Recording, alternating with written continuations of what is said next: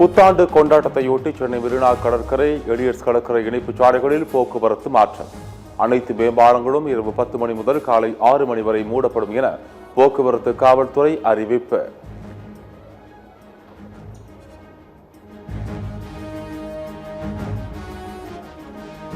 விபத்துகளை தடுக்க பேருந்துகளின் தொகுதியை ஆய்வு செய்ய ஆணையம் அமைக்க கோரிய வழக்கு. மத்திய மாநில அரசுகள் 4 வாரங்களில் பதிலளிக்க சென்னை உயர்நீதிமன்றம் உத்தரவு.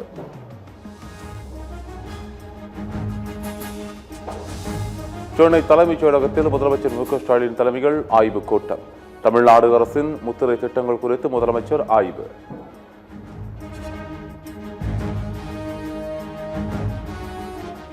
கூட்டணி கட்சிகள் ஆட்சியில் பங்கு கேட்பதால் திமுக கூட்டணி நிலைக்குமா என்பதே சந்தேகம்.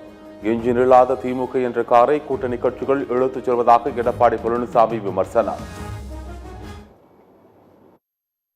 திமுக என்ற எஞ்சின் இல்லாத கார், திமுக என்ற எஞ்சின் இல்லாத காரை 10 ஆண்டு காலமாக கூட்டணி என்கின்ற லாரி இழுத்துக் கொண்டு போய் கொண்டிருக்கிறது. அதிமுகவுடன் தொகுதி பங்கீடு குறித்து பேச மீண்டும் தமிழகம் வருகிறார் பாஜக தேர்தல் பொறுப்பாளர் பியூஷ் கோயல். ஜனவரி 4, 5 ஆகிய தேதிகளில் பியூஷ் கோயல் சென்னை வர உள்ளதாக தகவல். பணி நிரந்தரம் கேட்டு சென்னையில் தூய்மை பணியாளர்கள் போராட்டம் வலுக்கிறது. அண்ணா அறிவாலயம் கருணாநிதி நினைவிடத்தை தொடர்ந்து கருணாநிதி சிலைக்கு முன் போராட்டம்.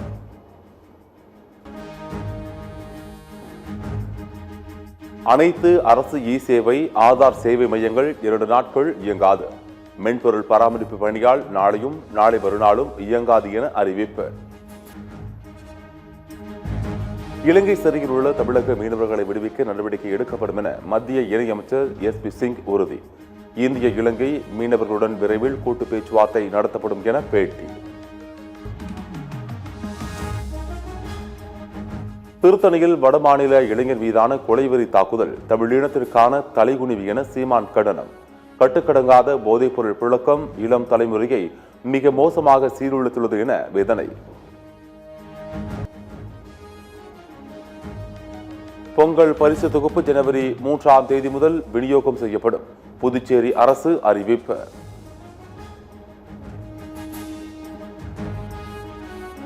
ஜோத்பூரில் மின்சார ஆட்டோ குறைவான மைலேஜ் கொடுத்ததால் விரக்தி. ஷோரூம் வாசலில் ஆட்டோவை தீ வைத்து கொளுத்திய நபரால் பரபரப்பு.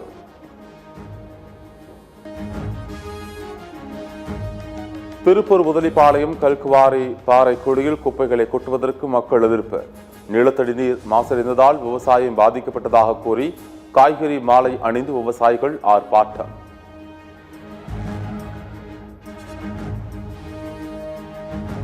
ஒடிசா மாநிலம் புவனேஸ்வரில் உள்ள தாசில்தார் வீட்டில் கட்டுக்கட்டாக பணக்குவியல். அதிக பணம் இருப்பதால் எண்ண முடியாமல் லஞ்ச ஒழிப்புத்துறையினர் திணறல். உத்தரப்பிரதேசத்தில் நாய் கடித்ததால் ரேபிஸ் தாக்கு உயிரிழந்த எருமை மாட்டின் பாலை அருந்தியவர்கள் பதற்றம். சுமார் 250 பேர் மருத்துவமனையில் திரண்டதால் பரபரப்பு.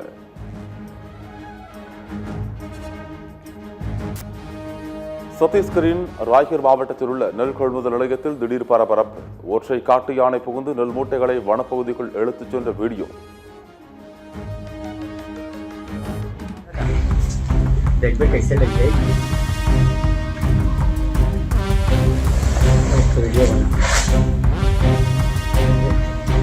देखो उधर कैसे लग रहा है, कैसे लग रहा है देखो.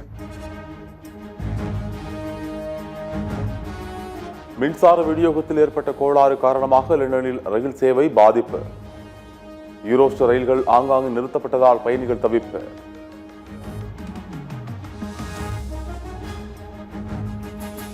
நாணய மதிப்பு வரலாறு காணாத வீழ்ச்சி எதிரொலி. ஈரான் மத்திய வங்கி ஆளுநர் முகமது ரசா பார்சி ராஜினாமா.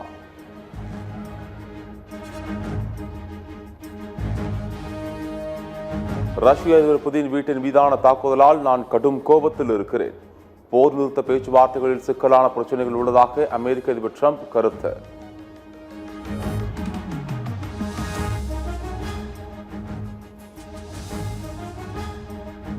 இந்தியா இலங்கை இடையிலான 5வது T20 போட்டி.